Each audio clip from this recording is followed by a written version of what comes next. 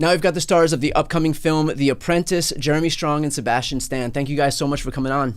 Thank you. Thanks for having us. All right, Sebastian, you play Donald Trump. Jeremy, you play Roy Cohn. Both of you guys, first of all, pulled in a masterful performance. The movie was great, but your guys' performance was absolutely stellar. Just right off the bat, to kind of level set here, because he may not be as well known as Donald Trump. Jeremy, can you give some insight into who Roy Cohn is? Sure. Roy Cohn was a lawyer and essentially a power broker. He was Joe McCarthy's chief counsel during the McCarthy hearings. And one of the first things he did was send Ethel and Julius Rosenberg to the electric chair when he was in his early 20s. He became a very, very successful, prominent New York lawyer who represented everyone from Cardinal Spellman to George Steinbrenner to the bosses of the mob families to Aristotle Onassis to Donald Trump. He was a controversial and infamous figure, and he was undeniably a brilliant lawyer, and he was a lifelong Democrat. So what did it mean for you guys to make a film and tell a story that is so relevant to the moment that we're living in right now? Well, I think it was, I guess, pretty much same old approach as always. For on my end, I guess maybe more so on this one, in the sense of just trying to really, cross out the character names and go into it as you would. Yeah, I mean, I think there's of course a level of awareness of the subject and the big swing that we're all taking. We're sort of, our feet are to the fire on this one. But as actors, you approach it the way you approach anything, as characters in a story. But I think both of us have worked on a number of things that are based in real life, and you feel a great responsibility to serve those stories. This one, I felt maybe an even greater responsibility than ever before to get it right and to hold the mirror up to, to our society and to these people. Were either of you hesitant or nervous or excited about taking on these roles? Like, I'm sure the gravity of telling this story at this moment in time wasn't lost on you. Yeah, of course. I mean, it's I guess it comes with the job and this particular job, but for me, it was always about Ali Abbasi's involvement in the project and having a European filmmaker kind of add a lens to this particular story, and that was what was exciting to me. And obviously, then when Jeremy came on, it got more exciting, because then it really felt like I had a partner going in. It's Ali makes like these monster movies. He's like a subversive filmmaker and a kind of punk rock filmmaker.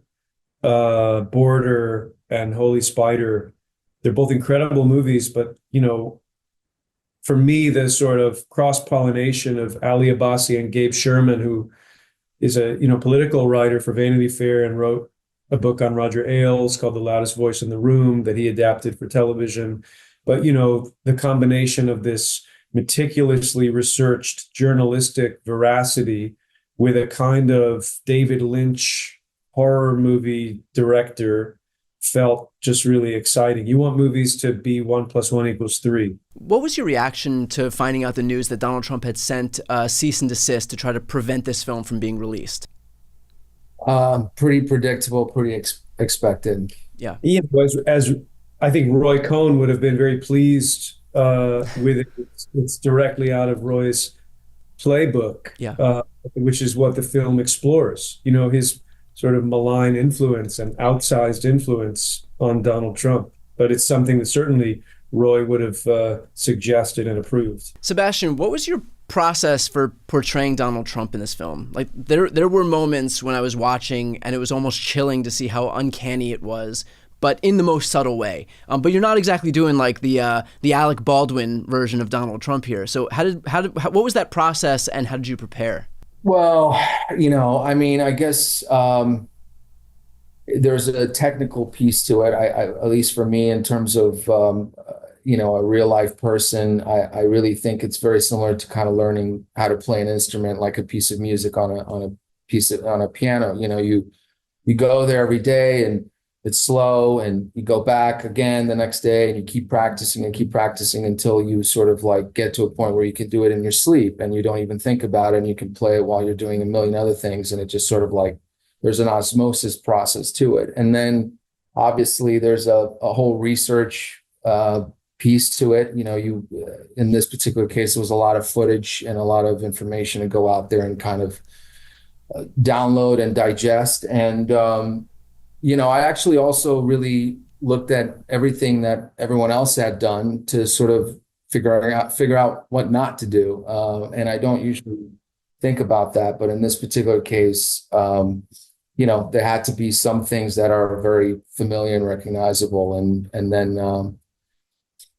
then it was about sort of getting ready to, for anything that could happen on the day, because that's how we were working. We would go there and Ali would throw these curveballs, and one take we could be sitting here, the next take we could be talking about, whatever happened in 1978 and who the pitcher of the Mets was or whatever. So all those facts needed to be, How did you consider the fact that, like, the Donald Trump that we have today is the natural conclusion of 78 years of who he is, but he wasn't always like that. I mean, obviously, like, this is him at his maturity. How were you able to kind of capture him before all of the characteristics that he conveys now really settled in? Yeah, well, you have to remove all judgment. You have to look at what is in the script and how are you serving the story. And if you go back, particularly for me, the Rona Barrett interview in its entirety, and it's about 45 minutes to an hour or something, and it's on YouTube, it really captures so much of what I didn't know, and of this person at that time that's very different than the person today. And it's actually the evolution of where we got to today has happened over time. And I guess I was trying to figure out how that happened. Jeremy, you just finished Succession, which seems to be, loosely based on the Murdochs, where you played Kendall Roy. There are some obvious similarities in terms of these New York right-wing power players that you've portrayed. Is that by chance, or is there just something about playing these characters that appeals to you? No, I mean, it's totally by chance. But I would say that I tend to find the most compelling stories and the highest stakes are usually around real people and real events. So I think it's a really rich terrain, and Cohn is a fascinating, terrifying figure whose shadow we're really experiencing right now in this country in an incalculable way. But no, I mean, you can draw a line that traces these. Murdoch is at a party at his house, and I introduced them to each other in our film. But no, I'm like Zelig as an actor that happens to be around these people, I guess. Just for a quick note for viewers watching right now and people listening in, I should note that this film was, again, blocked from distribution in the U.S. After Donald Trump's lawyers hit the production with a cease and desist. The filmmakers turned to a grassroots solution, including launching a Kickstarter to help pay for promotion. That Kickstarter is live right now. So for, again, people watching and listening, you can donate to stream the movie after it hits theaters, or you can even donate to get your name in the credits of this movie. So I'll put the link right here on the screen and also in the post description of this video, and you can head over to the Kickstarter. Sebastian, you detail Trump's journey, largely influenced by Roy Cohn, to where he is today. On one hand, there could be sympathy for him given the fact that it was Roy who kind of molded him into who he is now. But on the other hand, Donald Trump is a grown-ass man. He has autonomy, and he's responsible for how he acts. Did playing this role and being part of this story change or influence how you felt about the person that you're portraying? I can't remember where I heard it, but I can't remember, maybe you said it, or I heard it recently where someone said, like, after a certain age, like 30, we can't no longer blame our parents for Yeah. for our actions, I I mean, you could, obviously I'm not a therapist or a psychoanalyst or anything, but if you can trace certain things that sometimes can lead to other things in terms of, there are seeds there that perhaps in at the right time, at the right place, lead to something else, and that could be an argument you could make here with him and how much was there before or influenced and what was taken. But I do feel like, we all come into this world as babies, and we're essentially a blank canvas, and we don't come into this world with opinions and things. We inherit a lot of things and traumas and relationships, and obviously our parents have to do with it. But after a certain point, right, you got to take responsibility in some way, and that's all of us essentially. Yeah, I mean, it's interesting that you say that, because not taking responsibility is a hallmark of who Donald Trump is, even to today. And so, that actually is his character. Nothing. Yeah. Always claim victory. I mean, I would say that Roy Cohn, really, his legacy is a legacy of denialism, of an intractable defiance of reality and a denial of reality, a denial of his own reality and a denial of reality. And that is what one thing that he passed on. Yeah. That we're all seeing. Now, I also want to say, I think it was important to all of us. We approach these things as actors, as humanists. We're attempting to understand human nature. So while it's a monster movie, I think it's important to not say, that's a monster over there, I'm not a monster, that's a monster. A lot of the trouble that we're in America right now is because it's become so easy to demonize and otherize other people and take no culpability on ourselves. Roy Cohn was in me. I was able to locate Roy Cohn in me and find where he lived. And I think the movie holds a mirror up both to the country and this time that was a kind of crucible that formed Donald Trump's worldview, but also holds a mirror up to ourselves and our own complicity in creating someone like this.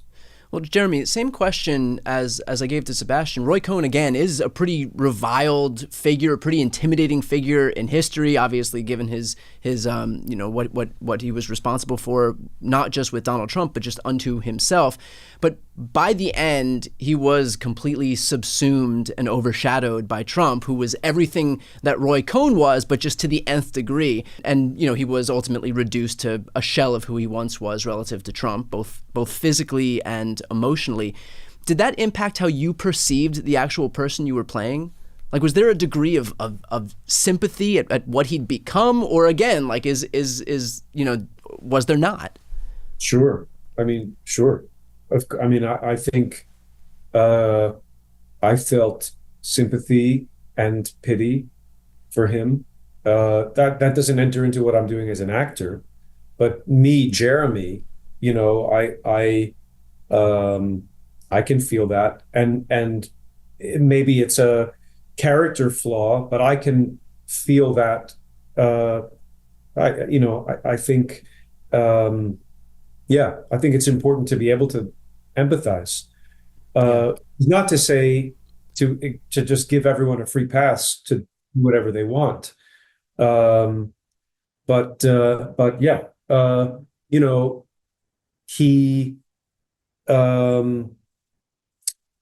he believed that success and winning was the only moral measure, and that's a very scary system of morality.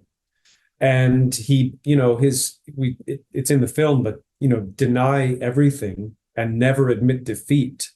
I mean, we saw that yesterday morning after the debate.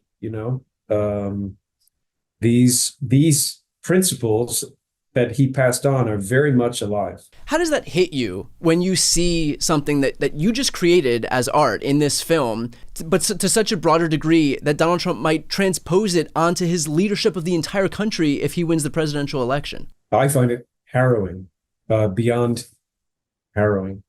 Yeah. No, it validates, I think, the significance, I think, of the story and of the film. And again, we're living in a very selective thinking mentality and world right now, and that's, I think, very, very dangerous. And there is a denial of reality. I mean, it's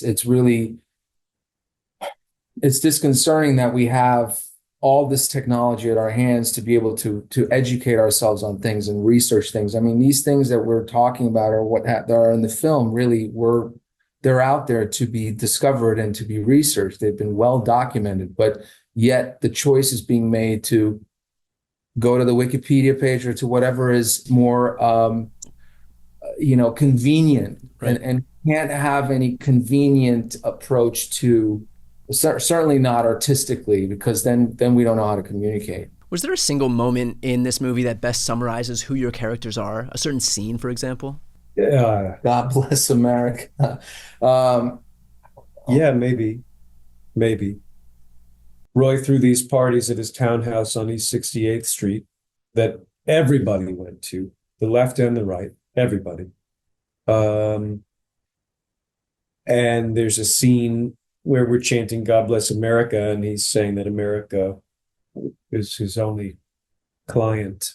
There was a moment at Trump's wedding where in one take, we did a lot of improvising in this movie around the text.